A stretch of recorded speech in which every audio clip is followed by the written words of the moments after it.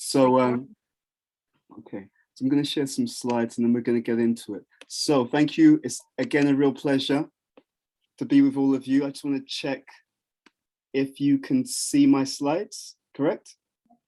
Fantastic. Okay, so we're just going to quickly move through just a recap of what we've been discussing so far. And I would like to really focus in on a particular model that I think will be very useful for you in terms of your own leadership DNA. So we mentioned that it has 3 different components. And we said that this framework was actually based upon an ancient model which explains certain blueprints which underpin reality. So in Sanskrit, this was Sambandha, Abhideya, Prayojana. And we've given one particular expression of that here, which is direction, drive, and destination. So we call these models complete paradigms because that model can really help us to understand any situation, to see what's missing, to see what needs to be done more of or less of. So the first one we discussed in session 1 was direction. So we said direction is really about the strategic component. It's about focus. It's also about being. It's about the starting point. Some leaders are brilliant in so many areas, but they don't do enough here. What I've been doing, I'll be very frank with you, what I've been using this model for is to evaluate anything, whether it's a business, an enterprise, a leadership, a project. By looking at this threefold model, I can see what's being done well, right? So there's 2 dimensions in each of these 3 areas. So again, going back, we said it was direction, drive, and destination. There were 3 different components, but each has 2 different elements. So what do I mean by this? If we talk about direction, for example, some people, they do it to a certain extent. So that's one component. How much are we doing this? Right? So how much time do we spend on this? And what's the quality of it? Okay, so 2 elements in any of these areas, the quality of it and the quantity of it. So some businesses, you can see they're going to fail. You can see so easily because you can see they've not thought through their strategy properly. So what they're doing, sometimes we call it that people are winging it, right? And you know, there's a famous saying, I'm sure we've all heard this before, that failing to plan is what? Planning to fail. It's planning to fail, right? You can have some really sincere people. They're really good-hearted. They really want to work hard, everything, but there's a lack of direction. So what you see is they get easily thrown off course by new situations, new changes in the environment, and because there's no strategy, there's no focus. And also, they're also more easily shaken because their starting point isn't very secure because they don't really know where they are going. Okay, so I'm going to ask you actually to do a little evaluation here. And again, be honest with yourself. How would your team mark you in this area? How good are you in terms of direction? That means the quality of it. So it could be your team, it could be your project, your business, whatever you're trying to move along. How would you rate yourself out of 10 in this area of direction? 10 means we do it well, we give it the time it deserves, we do it to the point of having clarity. It's not about going through the motions, it's about doing it to the point that it's actually achieving your particular purpose, okay? So you can think right now about your business. Do we have a good strategic plan? And is everyone bought into that strategic plan? Do they know where we are going? Do they know why we're going there? Do they have the milestones? Or is it that in their mind, it's like, I'm not quite sure, what are we doing again? Right? So this is all about direction, strategy, focus, being, vision. This is part 1. Part 2, last week we spoke about drive. So we talked about it in terms of execution, energy, doing. There are some people, they're incredible doers. If you give them something to do, they can knock it out the park. However, no amount, there's a saying, that no amount of doing something automatically makes that what you're doing important. Okay, do you catch that point? No amount of time spent on something automatically qualifies the activity as important. Okay, that links us back to the first point, which is actually the direction. If you have the correct strategic direction and you execute on that strongly, you can achieve great things. So last week we spoke about this point of energy, and we spoke about 4 different types. We talked about physical energy, mental energy, emotional, social energy, and we talked about spiritual energy. And we had some discussion about practices in each of these areas to keep our batteries charged, because without the batteries being charged, we can't really execute well. Okay, so again, I'm going to ask you to think about this component. How good are you in this, in 2 different dimensions? The quantity of it, right? The quantity of execution, the quantity of energy, but also the quality of that energy. Do I have, some people have tremendous physical energy, but they're mentally tired. Some people, they have mental energy, but you know what? The emotional energy isn't really there, right? They don't have that emotional connection with their team, with their organization. The relationships are burnt out. So they've got mental energy, they've got physical energy, but there's no sense of interpersonal connection. We spoke about this last week because we said that in your organization, when there's strong interrelationships, then we know that the whole is greater than the sum of its parts. So with your organization or your project or your team, how are they rated in this area? Again, 10 means the right quantity and the right quality. Less than 10 means there's something there, there's something that could be improved, okay? The reason why I love teaching this, as I said to you before, is because through the Vedic knowledge, the Vedas being one of the oldest treatises known to humankind, dealing with the human condition on many different levels, it gives you these, we call them complete paradigms. I think I put that here. We call it complete paradigms, because if you evaluate anything using these 3 different paradigms, you'll know that you've covered all the major elements that you need to cover to see what's going well, what's not going well, and what needs to be improved. So again, just to reiterate the point, some companies or businesses, you'll see that their strategy is fantastic, but their drive is weak because the people involved don't have energy, don't have time, they don't have capacity. Drive also relates to capacity, right? Ricken and I, sometimes we're involved in projects, and we were talking about one project, we were working on this audiobook project, and I used this model to make an evaluation of the people involved. I knew that, okay, I can provide the direction, I can provide the strategy, but when it comes to drive, I knew some of these people, what they'll have missing in terms of the drive component or the capacity component is that they'll have a lack of time because of other things that they have on. And I knew that that's where the project could become compromised in terms of coming to the destination. So I can set the strategy, we can have a good outcome that we want to achieve, but they may be lacking in terms of capacity, whether it's capacity for skills, right? It could be skills. Sometimes in your team, you don't have the right skills capabilities present to drive you through to the outcomes that you want to achieve. Other people may lack capacity in terms of even physical energy. During this pandemic, there are many leaders who've been suffering from burnout.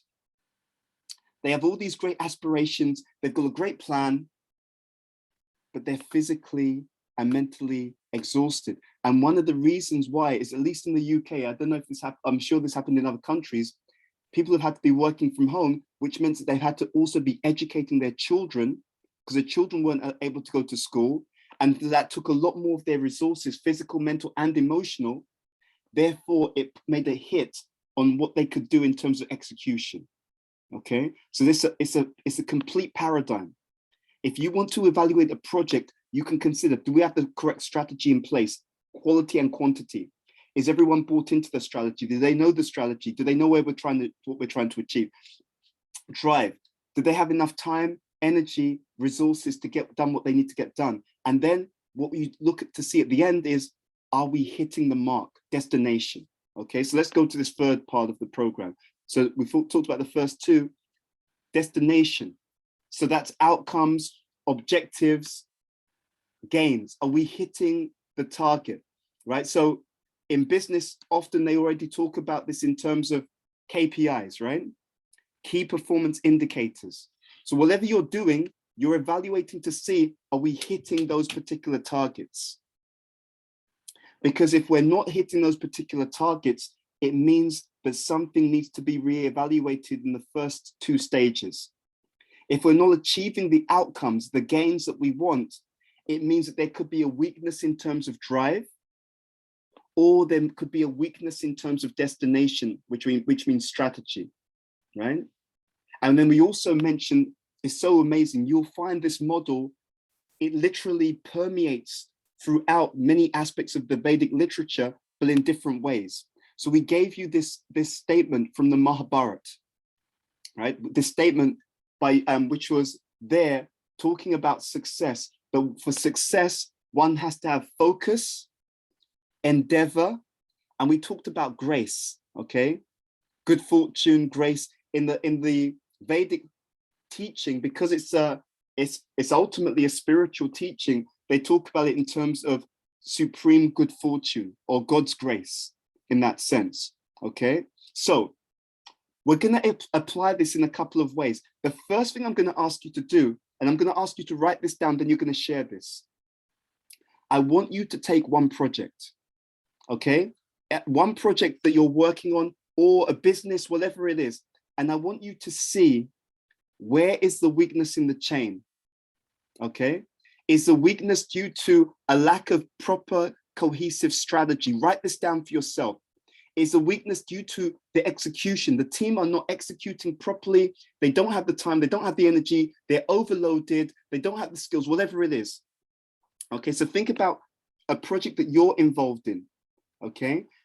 Where could there be an opportunity to become stronger? Is it that the strategy needs to be looked at because it's not clear, people don't know where they're going, etc.?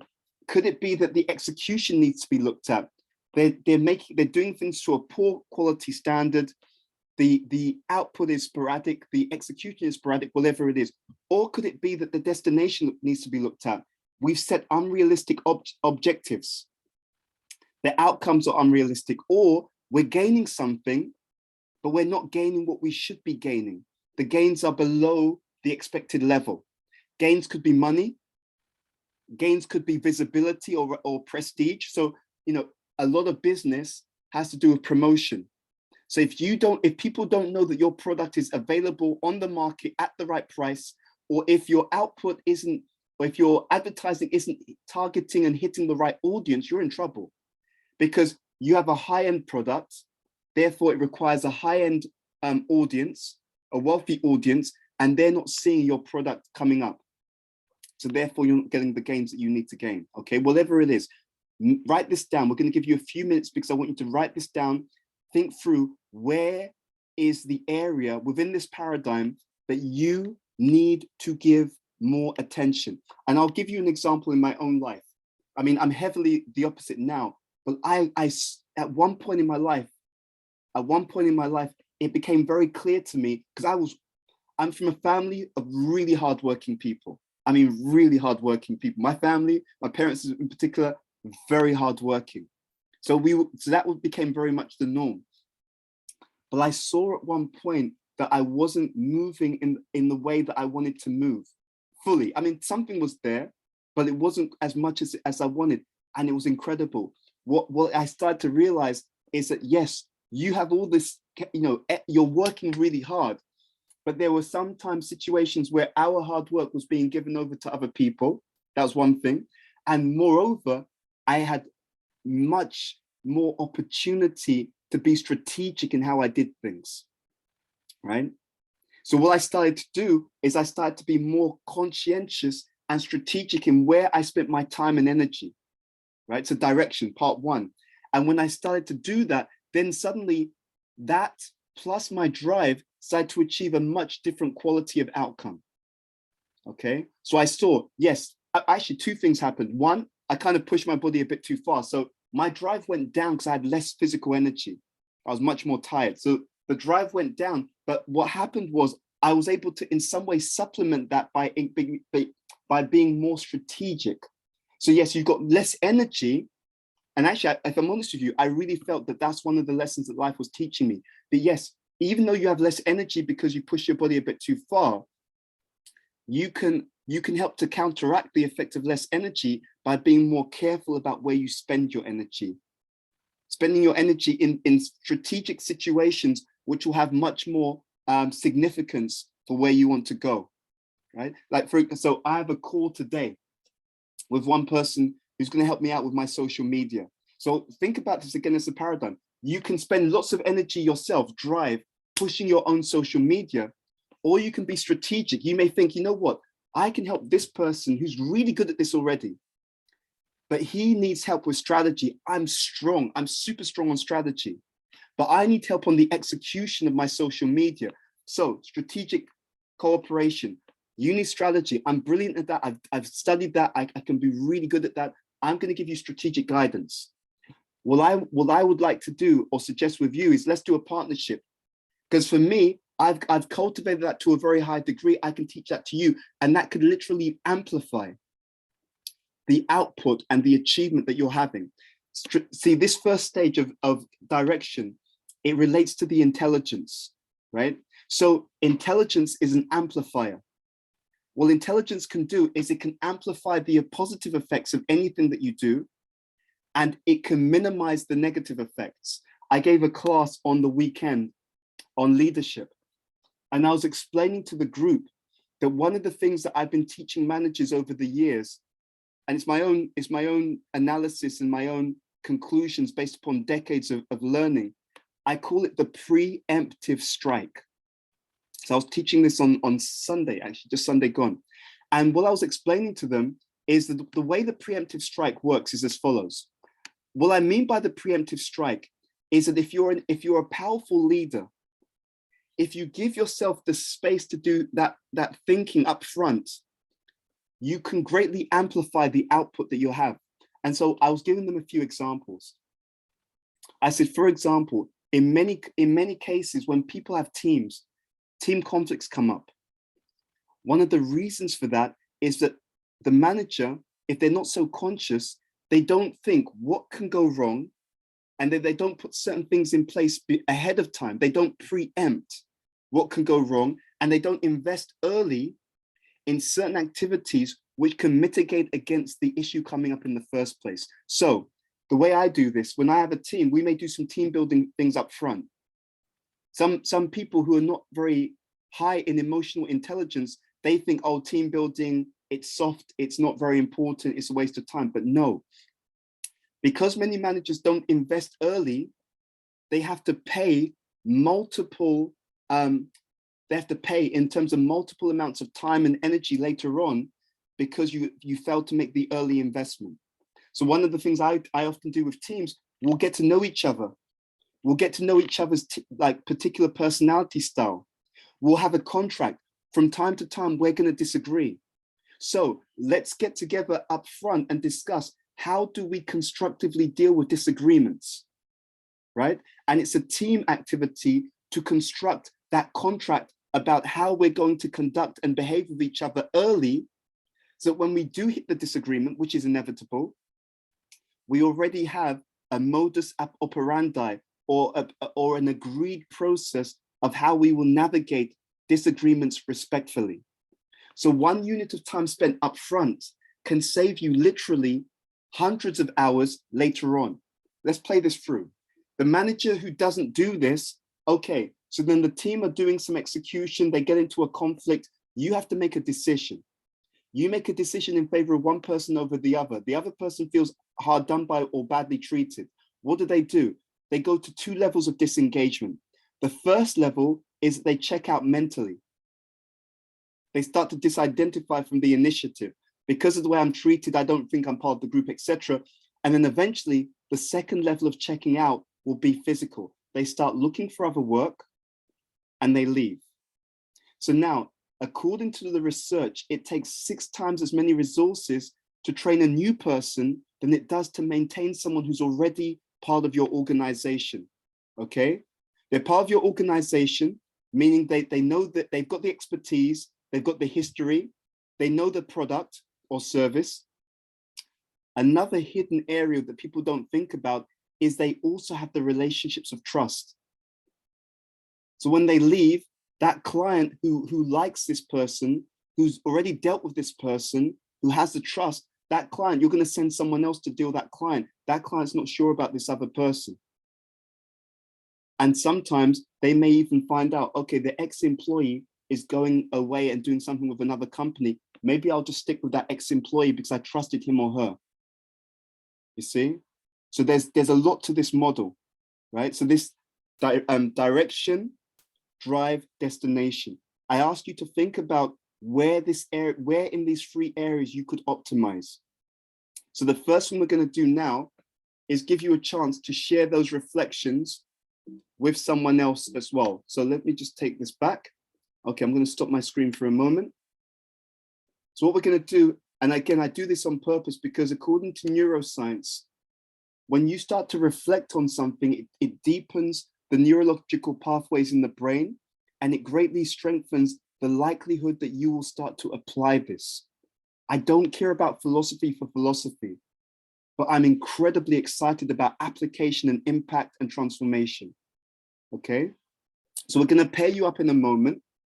And what we're going to ask you to do, and I'm going to ask Ricken if either you or I can have controls to the breakout room and make some pairs, random pairs, because what we want to do is give them an opportunity to share this reflection, and also, most importantly, to get feedback from your peer when you share the reflection. Okay, so the idea here is you may share, you know what, when I look at this, I see that the drive is the area that we're not so strong as a company or as a team. I know that the team would feel a bit overloaded. One of the things that I've been advocating to managers for the last decade is to play according to strengths, right? So I know some people, if they do execution, in that 1 hour, they can execute, let's say 100 units. Let's give it as an example. I know another person in that 1 hour, because they're not strong in execution, that same hour, they can execute 20 units. You see, because different people have different talents. So if you play people to their strengths, then the same execution that you need to get done, if you put the person who's good at it in that position, the one who's good at strategy, you put them in that position, then you're able to optimize the output as an organization. What they often do in organizations is they don't think it through. Therefore, you got the person who's not good at something doing that activities, they only do it to a certain extent. And therefore, with the same team, the overall output is much, much less. You see? Anyway, let's do this. We're going to break you into pairs. Oh, okay, I can break you into pairs myself. I can see the controls now. So thank you, Ricken, for doing that. I'm actually doing it. I just created the rooms. Okay, perfect. You've already got that done. So we're going to give you 10 minutes. I want you to reflect on this again, because I want you to make it this real. I want you to share in your pairs, where is the weakness? Most importantly, I want you to share with your peer what one tangible activity that you're going to do to address it. Okay, something practical. So if it's strategy, then it may be, you know what, we're going to have more team meetings and we're going to talk through the strategy and make sure everyone understands the vision, right? And maybe even everyone feeds into the vision. Or it could be, you know, it's around drive. So what I'm going to do is I'm going to get the team to all share with me their work history. Where do they feel that they're strong? Or, and this is something that I've been advocating to many managers, or I may even give the team the tasks and say, these are all the things that need to be done. I want you all to step back and think about your strengths. And based upon your strengths, I want you to suggest what tasks you want to do. Right? So that the person who's good at execution says, I can take that. I'm great at doing that particular task. So I'm happy to take that. The other person who's good at, let's say, strategic development, they think, you know what, I can see on the list, that plays to my strengths. I'm going to take that one because I know I'm good at that. Ricken and I were on a call recently with one person who we're bringing into one particular project. And at the end of the call, I made it a point to say to the person who was going to do certain things, I was like, great. So when do you think you can be in touch with this person? And when do you think you can get back to us? Because I wanted to define it very specifically. I didn't want to keep it open-ended. I wanted to define it so I know by this date, this time, he's going to have had that conversation and I can get back to him and say, what was the conclusion of those conversations so we can move on to the next thing. You see? So wherever it is, think about where could you optimize? Where could you make this stronger? And one practical activity that you're going to do to move it in the direction that you need to move it into. Does that make some sense? Are there any questions before we start the breakout room? We'll give you 10 minutes, then there's more that I would like to share with you. Any questions before we start? Okay, Rick, and if you could send them into the breakout rooms, we'll bring you back in 10 minutes.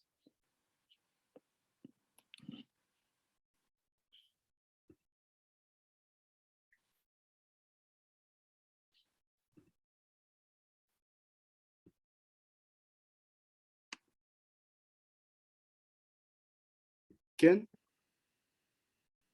Okay, so just give a few seconds. I know everyone should be coming back into that main room. Okay. So we needed more time, Ed. It was fantastic. Oh my God. Well, look, listen, we're flexible. Let me bring everyone back and just see. And if people need more time, we'll give you more time. As I said before, look, we're not here for, this is not about philosophy for philosophy's sake. We want people to actually see the power of this stuff, because it's a real paradigm. If you understand anything you're doing, do we have the right direction? Do we have the right drive? Do we have the right outcomes? You can do anything. Well, I didn't mention, and I'll just wait, there's a few more seconds for everyone to, actually, I'll say this again, so I'll mention it now. What I didn't mention is also when you achieve a particular gain, that gain, this model is also, it's linear, but it's also rotational. So whenever you achieve a particular outcome, that then becomes part of your starting point for the next endeavor. So it's actually a cyclical situation. So your gain then becomes the basis upon which you can then move forward and achieve another set of goals as well. So let me pause for a moment, because I'm very open to feedback. So Dunya mentioned that, you know, that it was fantastic and they need more time. I'm happy to give you guys more time if it's actually useful for you. So you need to let me know. Would you like another, you know, I don't know, 5-6 minutes, etc. You tell me for further conversation on in terms of what you were doing in the breakout rooms. Yes or no? Let's move on. Let's move on. And Paul and me, we will pick this up because we haven't got time to go through Paul's example. We just worked through one. That's fine. It's absolutely cool. Okay, that's fine. So yeah, and again, feel free to then connect with each other outside. There's a few more things I want to share, so I'm going to bring my my slides back up, and then we can carry on our discussion. Okay, so let's do this. I'm just getting my slides back up. So give me 1 second. Okay, it's beautiful AI. Okay, good. So we're going to continue our discussion and continue the points of our discussion as well. So you should be able to see my screen. Let me just make this bigger. Okay, good. So let's go back to where we were. I'll minimize this.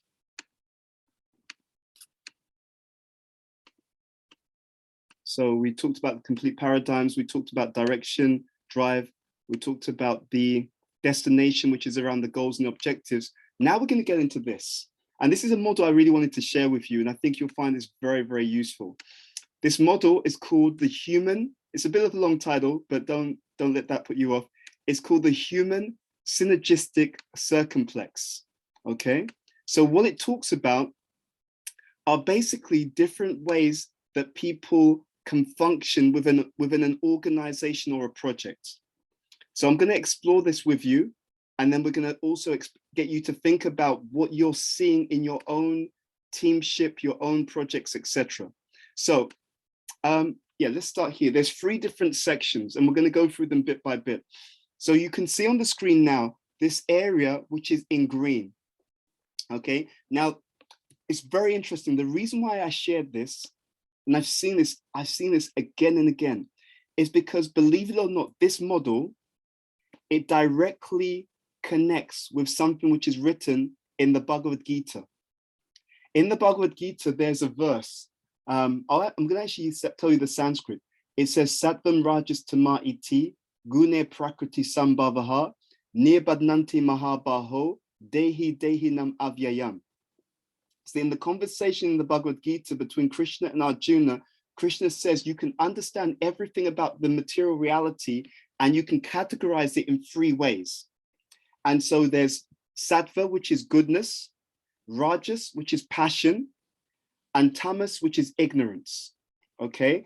Now, in terms of the order, ignorance is the worst, passion is second best, and then goodness is ideal, is the best within the 3 categories. So in this model, they've actually come to that understanding of these 3 different categorizations, and they use it in this model to think about the way that your team interact, where they are and where they could be. Okay, so we're going to go through this model and we're going to ask you to think about yourself, ask you to think about your team and how you can use this model to improve your teamship. So this first area relates to what we call ignorance. So you can see on the screen here, it says passive, defensive styles. Okay, so there's 4 different styles here. You have, and they're on the screen as well, so you can see them. You have approval, then you have conventional, then you have dependent, and you have avoidant. So when people act in this particular area, they act in ways which are self-protective. They act in a way which is all about their own security. So the team, the organization who acts in this particular area, actually, well, let me ask you, if you have an organization and everyone in the organization is moving in this particular space, so approval seeking, just sticking to the conventions, acting in ways which are very dependent, and having a mood of avoidance of any kind of conflict, disagreement, etc. How will that affect the outcomes for the organization? Let's start there. Any thoughts? If an organization has this mood, yes, Enver. Destructive. Could you repeat that, please? Destructive, I would say. Why? Because everyone will defend his position, if I'm understanding right, and giving the responsibility to the other people, so or shifting. Yes. Not proactive. Absolutely, absolutely. So destructive, defensive, irresponsible, right? There will also be likely to be a very strong culture of victim. I'm a victim. I'm, if it didn't go well, I just did what they told me. It's not my fault. Marius, I saw you had unmuted as well. What would you like to add? If an organizational culture, that means a culture of a team or a business, is in this space, what kind of outcomes do we expect to see? I think that the outcome will be not growing, not decreasing, will be at the best the same. Nothing will change. People like to be the way it used to be. There is no way place for evolution and for contribution and for developing. I feel a company or a project in this acting like this will be slow or doesn't move at all. Absolutely. Thank you for that. Avantika, was there anything you wanted to share? Yeah, 2 things will be absolutely missing. One is meritocracy and the other is innovation. Great point. Great point. So this is a company in what we call the mode of ignorance. Okay. So it's characterized by people being avoidant, people being dependent, people just sticking to the conventions. As you said, Avantika, which is completely correct. No innovation because I'm not going to take a risk. I'm just going to do what you tell me exactly as you told me. I'm not going to try any new ideas, not going to suggest any new ideas. And also a strong tendency towards seeking approval. Now, and this is very, very important. I want you to think about what kind of leadership causes this type of ignorant dynamic in a company. In other words, if people have become like this, what does it imply about the way that the leader is behaving? So we call this correlation. if you come into an organization and you see that everyone's seeking approval, they just stick to what they're told to do in terms of conventions, they're very dependent, they're not trying new things, and they're very avoidant of conflict, and you extrapolate or you infer, what would that imply about the way that the leadership is behaving? Anyone? Autocratic, very Yeah, autocratic. Yeah, autocratic. Anyone else? Give me some description, because this is why I was excited about this model. You can often trace the way that the team are to the way that the leader is, to some extent. Obviously, this is on the proviso that you've hired good people, okay, who don't have so much of a default in this area, okay? So if they've become like this, or they're inclining towards this direction, it also indicates that the leadership is overly autocratic. Anything else? What other behaviors of a leader would cause the leader to make a team who are avoidant, dependent, conventional, and approval seeking? Anyone else? Despotic. Tell me more, Enver. Despotic. Mhm.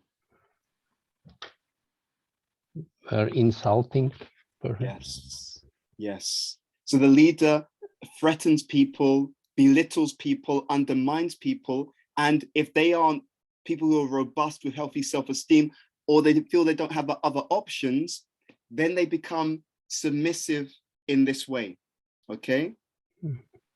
Great stuff. Let's move on. I want to show you the next approach in this particular model. So this, again, the Bhagavad Gita talks about this second type of style.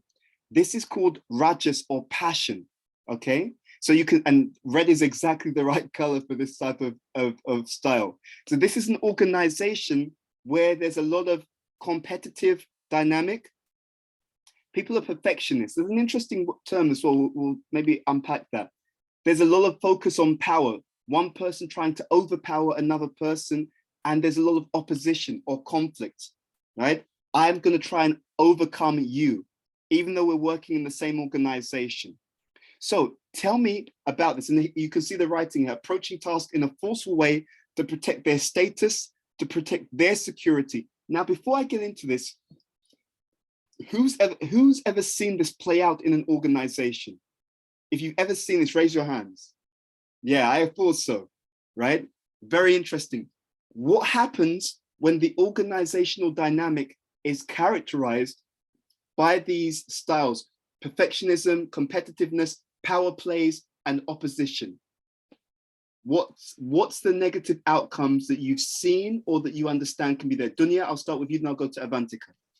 It can feel like there's a very toxic environment to work at, Yes. and there's very little trust, and people are all the time in a feeling of they have to survive and fight for things. Absolutely, absolutely. And what you can have in that kind of mood is that even though I've got information that could help another area of the business, because it's me versus you, I'm going to withhold that information because I'm scared that if I give it to you, you're going to use it against me, or you're going to use it to get one up on me, etc. And please, I want you all to be very focused on this, because we're really going to get into what happens and what kind of leadership creates this kind of toxic environment in a moment. Avantika, you wanted to share something. Yeah, this creates environments where there's a lot of burnout. People don't feel rewarded. Avantika, before you go on, because I think that's such an important point. Why? I want us to make the real connections. Why would this type of environment create a lot of burnout? Well, one reason is because the bars, it's always a moving bar of excellence because of that. So there's very little celebration, but it's just always continually seeking winning as the outcome rather than celebrating a successful outcome. So burnout comes as a result of that. Trust, as Dunya mentioned. But what this does mostly is, in the expanded environment around the organization, creates a red ocean mentality, where there's a lot of it's a lose-lose, a dog-eat-dog kind of situation that gets imbibed in the psyche of the consumers, the clients, as well as obviously the employees. Absolutely, absolutely. And in fact, the organization, as you said, it loses out because now it's not about doing the best overall. It's actually if I can't win, I may even try and bring you down, right? So and therefore you get you get power politics. So we have to undermine that team so we can make ourselves look better. I was dealing with a case in the UK where this was going on, where people were undermining other people because they felt threatened by them. And therefore they tried to minimize them in the eyes of other people so that they could get a superior position and power. So this is very, very toxic. Absolutely. Now, let's get into it. What are the leadership behaviors that cause this type of culture to become pervasive and entrenched? So think about this carefully. If we work backwards, if it's all about power, opposition, overcoming another person to get your position and your status and so on, what kind of leadership tendencies would make people think that this is how they have to be within an organization? I'd love to hear from people. Enver, I'm going to start with you because I saw your hand up, and I'm going to ask a few other people to share also. Was first what it comes to my mind is statical mindset. The leaders with statical mindset who are afraid to making mistakes, I think creates such an environment. Yeah, that's interesting. So people can become perfectionists because actually, if I get anything wrong, I'll be really seriously in trouble. So therefore, in order to avoid that, we have to, in some companies, they call it CYA. And I think some of you may have heard of that term before, some of you may not. I won't go into what it means, but it means basically cover your back. But A stands for something else, but it's that same idea. So people may be scared to innovate and try new things. They feel they have to get everything perfect because otherwise they'll be slated, they'll be damaged, their reputation will be damaged. I saw Marius, you were going to share something. I'm going to go to Avantika. What kind of management behaviors cause this type of environment, Marius? I see lack of integrity in the leadership. Tell me more. If the leader doesn't communicate in integrity with his team, it's some things are hidden, some things are not there, some things are told only to one member of the team. There is one connection with one leader in the team. There is another. I feel a competitive team and not aligned team, and a leader who allows this is not in integrity with himself and with the members of the team. Absolutely, absolutely. So the reason why I'm so excited about sharing this is because I want us to really be clear. There's always a correlation between the leadership and the culture. There's always a correlation. When you have cultures, organizational cultures, which are toxic and negative, it can usually be traced back to what's coming from the leadership. Now, we had a case, I was talking to someone about this recently, where there was a particular project, and the people in the project, there's a lot of this kind of behavior going on. One-upmanship, undermining, self-centeredness, and it's because it's being projected from the leadership, to be honest, and it's not in a work environment, it's in a different environment. It's coming from the leadership and it's creating a toxic culture, which also has certain self-destructive tendencies as a result. Very, very interesting. Avantika, was there anything else you wanted to share? Yeah, see, this falls into the category of passion. So it's not always a bad leader that creates such styles. And that's why it's so important, because I have been in charge of teams which have, when I was younger in my career, have out of no intentions of mine resulted in that. And it came from, like you've already mentioned, one of the aspects, perfectionist. Yes. But there are 3 or 4 kinds of leadership styles which I've seen, and it's very similar to parenting styles also I've seen, whose children become something like this.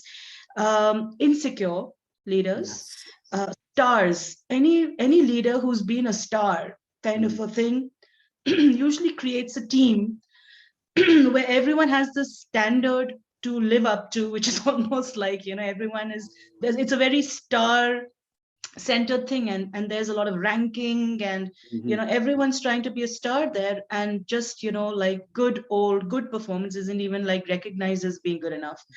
Highly critical people who are critical of Yes. themselves, or who've had critical bosses or parents, they end up creating teams like this.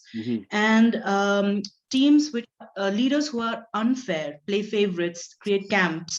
So again, that I think this is what I've seen. I've seen some really good leaders who are individually very good, create teams like this, and some really, really damaged leaders create teams like this as well. So it's very important to be very self-aware when one lands up with a team like this. I'm going to expand on what you said, Avantika. I think I really like the point about the star leader. What I'm going to say, when we're talking about this area in terms of passion, what I mean is if this is a default setting and it's always like this, then it's definitely like a critical or negative. What I've seen is when a leader's a star, but he or she then also uses their power to bring other people up, then we can move into a much more healthy space. I just want to clarify that nuance, but I think everything you said is actually very valuable. I want to move on. So we've talked about the first area, which was the more passive defensive, that was ignorance. We spoke about this is where aggressive defensive, this is passion. Now we'll go to the next group. So this level, constructive styles, this relates to what in the Bhagavad Gita, Krishna calls goodness. So this is an organizational culture which is functioning at the highest quality. Okay, so you can see the words here. We have achievement, self-actualizing, humanistic, encouraging, affiliative, and you can see all the writing on the screen, interacting with others and approaching tasks in ways that will help them to meet their higher order satisfaction needs. I want to explain what I mean by that. So in Maslow's hierarchy of needs, he talks about, helping people to become self-actualized, helping people to also achieve spaces where they have healthy self-esteem. There's also collaboration, etc., etc. So this is the organizational culture in the mode of goodness. You definitely have achievement, right? But a different quality or flavor to the achievement. You have self-actualization. So people are able to manifest, cultivate, and realize their fullest potential, their skills, capabilities, whatever they're capable of. They have the space in this kind of company to really bring this out. There's humanistic and encouraging and affiliative. So there's real relationships and bonds. Now, again, let me just close this. Now, again, let me first ask you, I'm going to bring this back on the screen in a moment, so bear with me. Let me first ask you, when a company is in that particular space, when a company has that type of organizational culture, what do you start to see as the positive effects and outcomes in such an organization? Avantika, I think you've unmuted, and then we'll hear from others. Yes, Avantika. It's just something that, first of all, in the complete paradigm that you said, it's just perfect in drive, execution, and destiny, whatever. So it's just like so there's synchronicity, there's growth, there's innovation, there's high levels of trust. There's exponentiality, which is like the investment is rapidly it's what we call the blue ocean as well, where there's little or no competition, because there's just excellence that is and it's creative and it's working in a line.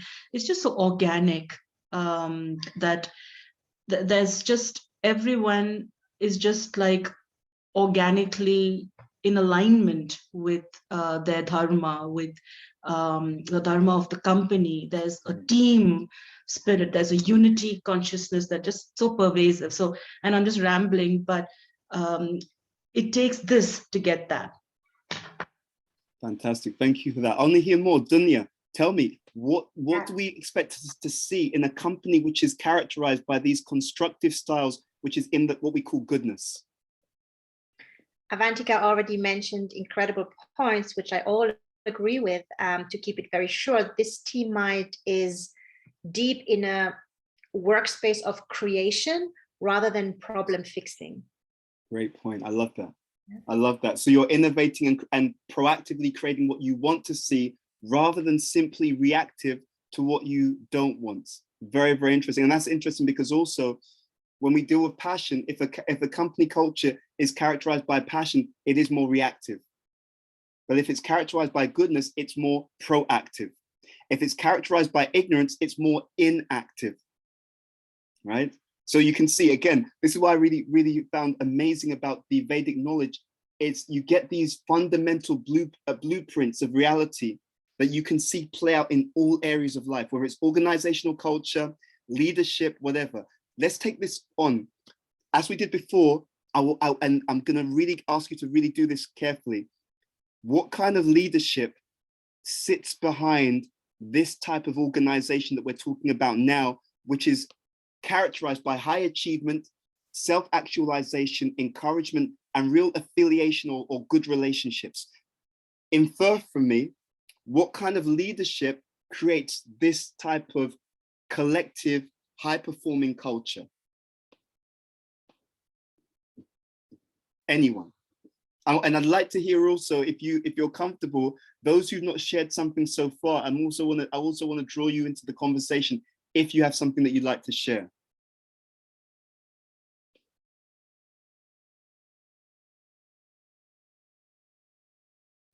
Stacey. I think it's a leader that has these qualities that you put on the slide, right? That already are feeling self-actualized, able to be creative and in an alignment with themselves, right? And then able to then share that energy with others, right? And empower them to also do the same. Okay, definitely. We're coming to that a bit more as an exercise in a moment, Stacey, but thank you for that. Anyone else? We've talked about the ideal culture of the three. We know what it's characterized by. Now I want to know more about the behaviors of a leader that would tend to inspire this type of organizational culture. Anyone else? So Stacey made a very powerful point. The leader who has these qualities themselves. What else?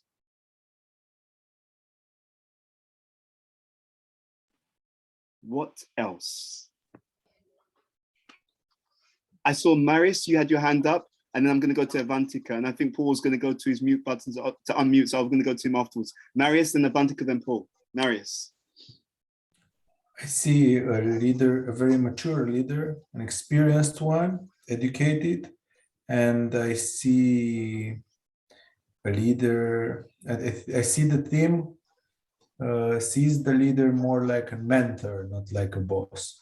Tell me more about that. What do you mean they see him as a mentor, him or her as a mentor rather than a boss? You spoke about the goodness, and I think the goodness in the leader, it's a good man in all the areas of his life, and the team sees the leader a model, like a human being, like a professional, like and acts like a mentee to their leader, and they want to grow with him, and they want to do anything in the good of the team, and they are not employees, they are members of the team, and they see the leader more than a professional, and they follow him as a whole. Fantastic, thank you. So yeah, so the leader, rather the team will look at the leader and they'll think about him or her in such a way that they see that person as a mentor, as a professional, as a role model as well, which I think is another key part of the equation. Thank you for that. Let's go to Avantika. Anything that you wanted to add, and I'm going to go to Paul and Dunya. So, visionary leaders. Tell me more about visionary. Visionary leaders are the ones who have a very, very strong vision, which serves something bigger than their own personal selfish outcomes. So someone who is creating a big, strong vision, I found that teams may not align with the person, but they align with the vision. They may not align with each other, but it's the alignment with the vision that keeps teams performing at this level. So someone who is able to create a very strong vision and articulate that to their teams. The second characteristic of such a leader is someone who's very transformational. Mhm. When I made this leap in my career, I realized that, I'd achieved success in terms of the material world early on, but I was by no way a transformational leader at that time. And it's only when I became aware and actualized in certain degrees, and obviously this is a very progressive path, so one can never really be at the penultimate, but leaders need to be healers and teachers. And in the words of Lao Tzu, that a great leader is one when his work is done, people say we did it ourselves. Mhm. So that level of magnanimity, of generosity of spirit, that level of transformationalism, that you're able to take a stream in whatever shape and transform it. I see a lot of leaders in a very quick hire, fire, replace mode, but it takes a great leader to be able to transform and uplift whatever team they get to this level of alignment with that. So a great deal of compassion, and it's almost like a guru. Someone used the word mentor, but when someone is in charge of this, rather than in the second paradigm, Rajas, we saw someone who is an emperor as the Yes. leader. But here we see someone who is a guru as I the like leader. that. I like that. That's really good. Thank you very much. Avantika, you have a way with metaphors. It's fantastic. Great stuff. Paul, was there anything that you wanted to share? I am in deep contemplative mode. Very So nice. rather than looking sort of at the big picture of where leaders are, I'm looking at this and trying to figure out where I am We're on coming that to that. scale in We're leadership. definitely coming to that. We're definitely coming to that. No, because what I want to do as an exercise in a moment after Dunya, then Rikin, is I want you to reflect, and I want you to do this in a different way, is if the culture is, because our cultures generally are sometimes a mix, okay? And we'll have some aspect of different areas. So what I want you to do is when you look at that, I want you to reflect back on how are people perceiving me based upon how they're behaving. So for example, if I have an organization of people and they're very much scared to try new things and so on, then that also implies that they're perceiving me as someone who may be punishing of mistakes. You see, so this is a very interesting model. The idea is that through looking at the external outcomes, we can understand something about how we're being perceived, and therefore we then manage that perception to get the most positive benefits that we can from our organization. That's where we're going in a moment. So let's go to Dunya, then we'll go to Rikin. Dunya. Yeah, a lot of great points has been already said. I want only to add one thing. A leader that is having this leadership style is very strong in his energy. Yeah. So if he runs his business and his day, his energy, he managed to keep the energy always high. Yeah. So the mental, the spiritual, and the physical energy is high. So he can hold that level of leadership during the day. Fantastic point. I really love that. There's a lot of good stuff that's coming out of this. So I'll go to Rikin, and then I'm going to go to our exercise. Rikin, over to you.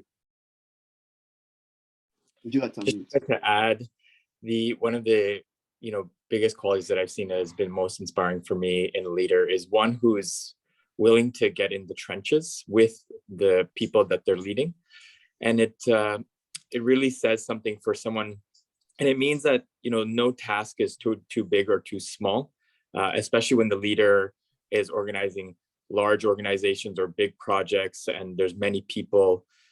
This quality of leading by example is really important because it leads to a certain amount of integrity that, do as I do, not just as I say, right? Yeah. And so absolutely. I think it's a really, to me, probably one of the most important things to casting a vision. Yeah, very powerful, very powerful. Thank you for that. Absolutely. So we've gone through this activity, and now, first of all, I just want to check, how much time do people have? Do we have half an hour, or do people need to leave in half an hour? Okay, Avantika, when do you need to leave? I'm good. No, I'm good. I have no gap, no. Okay. Rikin? I'm okay. Okay, good. What we're going to do is, and so you need to listen carefully because this is the next exercise we're going to do based on the discussions that we've had. I'm going to get you into pairs again. Okay. And Rikin, you and I are going to just give them a role model, the activity we're going to do. So Rikin, if you could unmute, please. Okay. Okay, so in pairs, you're going to do the following activity. So in pairs, Rikin is going to take the role of Edenova, okay? And then Edenova is going to take the role of Edenova's coach. Okay, so you see how I'm doing this, right? So, and you're going to do it in two ways. So the first time, Rikin takes on the role of Edenova. Edenova becomes Edenova's coach. So now I'm pointing to Edenova, right? Who you can see on the screen. I'm pointing to Edenova. Edenova, you're going to ask, that's it, exactly. Edenova, you're going to ask Edenova's coach, who's me. You're going to ask Edenova's coach, what does Edenova need to do? What are the key things that Edenova needs to work on? The top 2 or 3 things that Edenova needs to work on to shift more from wherever he is in these other elements to be more stable and more established in goodness. Okay, so what does Edenova need to work on? So Edenova, and through him, his project, his organizational culture becomes more established in the space that we want to be established in. So I'm going to look at Edenova again. Edenova, ask the coach a question, please. So Ed, I was just wondering, with the current project that we've been discussing. So you're talking to Edenova's coach. Remember that. You're not speaking to Edenova. You're Edenova, but this is Edenova's coach. So coach, I've been wondering for a while. We haven't touched base in a little bit, but in regards to the project that we were discussing in the past, can you tell me where you see some gaps for improvement, please? Yeah. Can you share? Yeah. So, well, I've been watching Ed for some time, and I've seen that what he could do to really move forward in terms of his projects is, I think he's become awakened to his ability to be good at strategy, and that's really important. I think the next level for Ed is he needs to do a little bit more in terms, there's 2 things. Ed should only work with people who are like-minded, right? He needs to work with people who are like him, ethical, moral.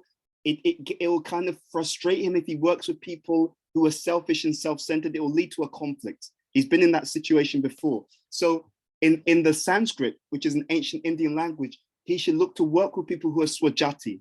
That means like-minded. That's point number 1 for Edenova. I think that at this point in Ed's life, there's a real need for him to start also connecting with resources so he can start to do bigger things for the world in order to serve the world. Okay, so I think making sure he works with like-minded people, making sure that he works with people who are cultured, that means like-minded, but also getting the resources to amplify what he's doing. That's the second thing I think that Ed needs to do. The third thing, because I know Ed doesn't like doing execution so much and he doesn't think he's so good at it.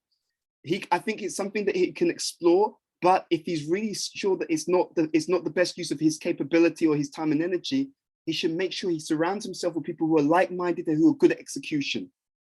Because when he does that together, then like-minded people, that means cultured people who are good at execution, plus having the necessary resources, I think he can really amplify his offering to the world. So I'm going to pause there. So you saw what we just did.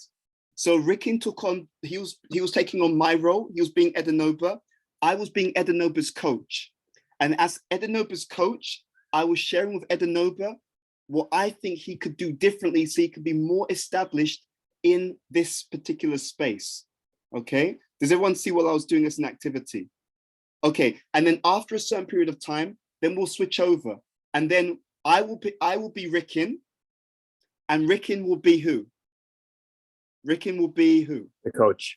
Yeah, he'll be his own coach. Okay, so Rikin, I'll say to Rikin, I'm talking to Rikin's coach. So, coach, Rikin for some time, right? And you know where he's strong and where he needs to improve. So tell me, as Rikin's coach, right? Don't worry, we won't tell him right now, but as Rikin's coach, what are some of the key things, 2 or 3 key things that you know that Rikin could do and should do that can establish him and his projects more in this space of goodness? So now I'm going to ask Rikin's coach, what do you think is the answer? What are 2 or 3 things that he could do to move him more in this space? Yes. So that's me. Yeah, it's you. So I was just thinking for him, it'd be really important for him right now to take some time out to recalibrate and re-strategize. So, you know, the projects have made a certain way, but to continue to grow, it'll require some change to grow further. And I think that'll take a little bit of time for reflection and re-strategizing. I think that's an important thing for him to consider. And let me pause here. Stay unmuted. And so, yeah, so now I want you to all watch this. So Rikin is Rikin's coach. I'm playing the role of Rikin. So now I'm going to go back to Rikin's coach and say, that sounds great. How would you advise Rikin to find that time? And in order for Rikin to recalibrate, what are some of the things that he has to do? How does that practically happen? So I think for ongoing activities in the project that Rikin has to take on, I think it'll involve for a period of time to delegate to other team members to be able to create the time and the space to be able to create the window to be able to do this strategizing. Excellent. So, okay, so did everyone see how we did that activity? Okay, and it's done on purpose like this. It's not just, what do you think? I want you to take the role of your coach. And when you're hearing from the other person, feel free to probe, right? When you're the other person, because it helps to give you psychological space, which may lead to deeper insight, okay? So we're gonna put you in pairs again and have you engage in these conversations. And then we're gonna bring you back. So I'm gonna stop sharing. I'm gonna start the breakout rooms again and in pairs. Let's just move one person. Okay, so Rikin, do you want to take part in the pairs or do you want to stay separate? If depending on whatever the numbers are, if there's even if we have an odd number, I'm happy to participate. Okay, I'm gonna get you to participate in one of the rooms as well. So let me just move you. Give me 1 second. I'm gonna move you with Navneeta. So let's see. Okay, and then we're gonna give you. Okay, if we give you, you tell me how long would you like for this activity? We can give 10 minutes. We can give 15 minutes. What would work for you practically? If there's time, then 20 minutes would be good, 10 minutes each, because I think since we're doing a deep dive. Yeah, okay, that's good. Is that okay, 20 minutes? I think that's a good amount of time if people have the time. Yep, okay, excellent.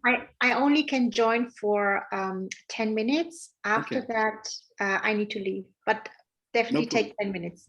So why don't we do this? We'll give you 20 minutes. Dunya, you go first. So you have your first 10 minutes. When you finished in your particular pair, I will move whoever you're partnered with to another room so that they can continue to participate.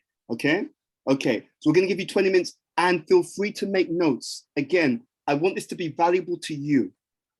Okay, so as you go in this activity, whatever comes, make some notes. You may even learn from what your partner is sharing, and we'll bring you back in 20 minutes time. So you'll see the room start now.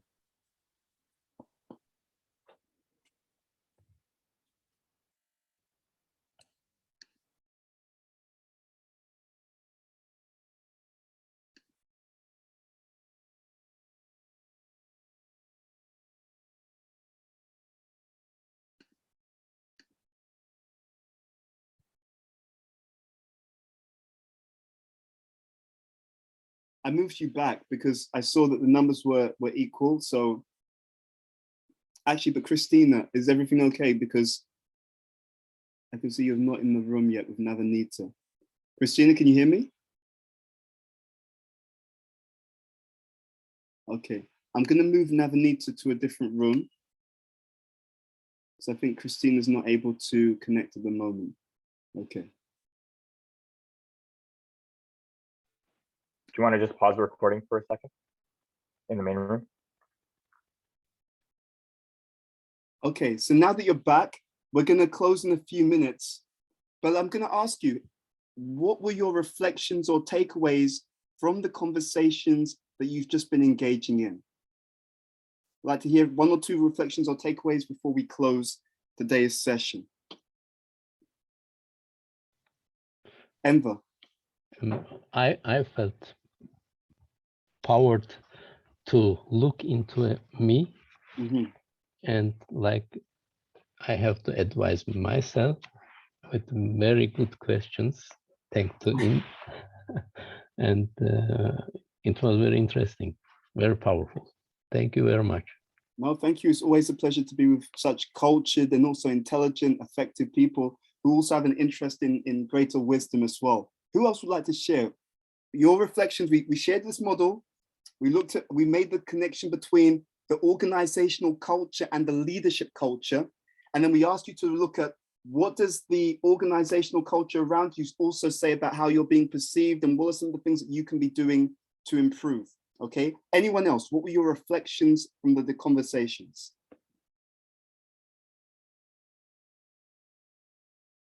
Anyone else? No one else had any reflections from the conversation? Avantika. Yeah, so it was such a powerful exercise. I think 20 minutes, I don't know where they went. The theme, and obviously I'm not going to go into what we discussed for our individual selves, but I think the theme was definitely about vulnerability, which is sharing in a place of trust with someone that you know is someone who's intellectual, who's going to be able to like give you the right guidance, and then putting into that your being your inner coach, which comes, I think, from more than just your personality. It comes from your guidance at this point. So it's a beautiful moment of synchronicity, and I truly feel each of us got to hear what we needed to hear today. Wonderful. Thank you so much for sharing that, Avantika. Anyone else want to share any reflections? Yes, Marius. Marius, feel free. You don't have to raise your hand. Actually, and I saw In, you also raised. So Marius, I'll go to you, then I'll go to In afterwards. Marius. Thank you for this self-coaching exercise. It was so deep and so intense. And I feel like from this position, I could share anything, and I could go so deep and so profound. And I was very, very moved, and I felt a lot of trust and a lot of power from this exercise. Was incredibly deep, and I would like to repeat it. Okay, wonderful. I'm really glad it was useful for you, Marius. Thank you for that. And feel free to continue these conversations. We're all part of the same group. So feel free to get some time in the diary with someone else from the group, maybe the same person you were discussing with, and say, look, let's get into this conversation a bit more. You know the technique. Feel free to go deeper. In, I saw you had unmuted. What would you like to share, please? No, I just would like to add to what Avantika was saying earlier about the inner wisdom. Actually, it just takes a little bit of shifting of your perspective to allow that wisdom to just surface out. So to have that kind of inner knowing, or to be grounded or connected to that inner wisdom would be, and to be able to tap into it, it's something that's useful and something that we can offer to other people as well. That's what we always have to think, like, everybody has it in them to solve the seeds of greatness. So how can we help them see that if they've gotten? So, and it's also good to be reminded that we have this kind inner coach within us. If we do feel lost, if we do feel we need that reminder, so that little shift in terms of where you're coming from kind of helps to bring it out. So yeah, powerful. Thank you. So we're going to close in a moment. What I'm going to do is just share this screen one more time, just so you can see in summary this model, because I think it's very, very useful, and you can see some of the key elements that we're sharing on the screen now.